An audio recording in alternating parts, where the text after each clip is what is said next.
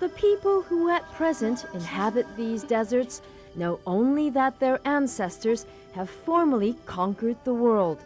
That was the French philosopher Voltaire's observation of Mongolia, the great empire which centuries ago was won by men on horseback and united by Genghis Khan. Today, its rich heritage is still honored on the high plateau, but the landlocked country is finding itself wrestling against an unlikely enemy: poverty. During the Soviet Union, when they were working together in Mongolia, they really did rely on Soviet.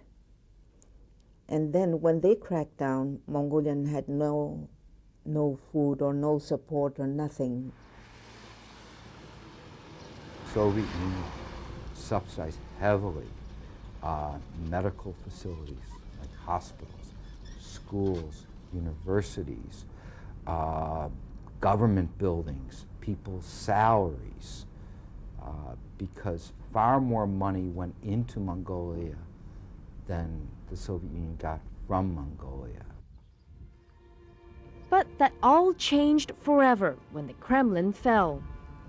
All of a sudden, 1990, 1991, that just dried up almost overnight with the collapse of the Soviet Union, the collapse of the Communist Party, and then Mongolia had to sort of struggle on its own. It's been nearly 10 years since Russia's 50,000 advisors returned home, taking with them valuable expertise and job opportunities. And with the loss of Russian subsidies, Mongolia has been plagued with problems: record unemployment, crime, the breakdown of the family. All have bred a new underclass. We are here at the main railway station of Ulaanbaatar. This is the place where the where children arrive from the countryside and are full of new hopes because they want to make some money, and some of them they made their lives as street children. Scenes like these are common in Asia: children going through rubbish, trying to survive. But this is Mongolia, a proud society that has until recently failed to recognize a growing problem. When I first came here, I knew most of the street kids in Ulaanbaatar, but it's just kept multiplying and multiplying, and the ages have become young. There's a lot more of abandonment. An estimated 6,000 homeless children roam the capital and other cities. Munhut is one of them. The 13-year-old shows us where he makes his bed. We also tried to talk to Munhut's friend, but as we quickly found out, the issue of street children is a taboo subject. To survive, they have to steal, and it usually leads to bigger stealing. And they do get into fights. And I know kids, they've actually been involved in murders and things like that, and the prostitution of the girls. So, and they also get into other crime as well. This is the Lotus Children's Center in the suburb of Ulaanbaatar. It's one of about 16 aid agencies in the country. 40 street children call this place their home. Poverty is one reason, where there's not enough food, alcohol abuse in families, also different partners, like divorce. A lot of people, they have another partner, they don't want the children from another person. And for this 1-month-old baby, she will likely never know her mother. Afflicted with tuberculosis, she was abandoned at the center. It's a sad yet common story. For most of the street children, innocence is lost. But social workers hope that through education, they can have a second chance. At the moment, we have 50, and we will now take 50 more, and we'll do some schooling for dropouts. This is about 125 pupils who will first of all get schooling because they don't know how to write, and they have got accustomed to schooling. The lesson on street children has been hard on the government. Mongolia's resources are stretched and limited. help just isn't on the ground in Mongolia.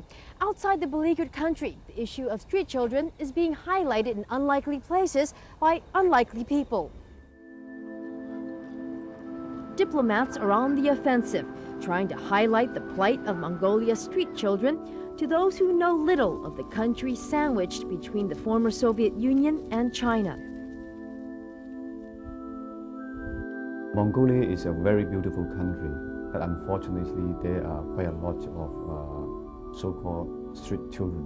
There's another honorary council in Malaysia, in Kuala Lumpur, and we are doing the same, try to get some resources from different areas in Asia and try to send the material and money to the children's center in Ulaanbaatar.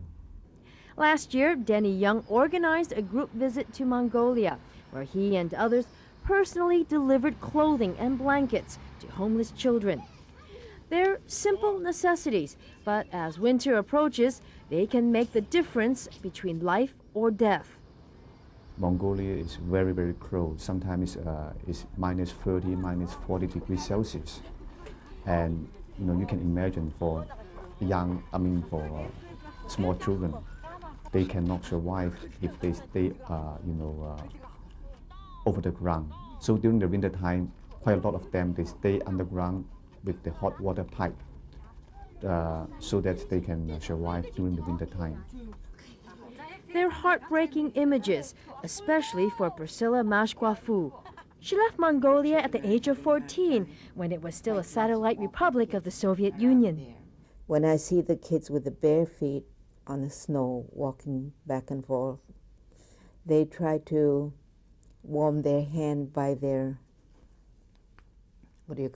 rubbing the hand against them and just try not to stop or jumping or trying to find a place to stand.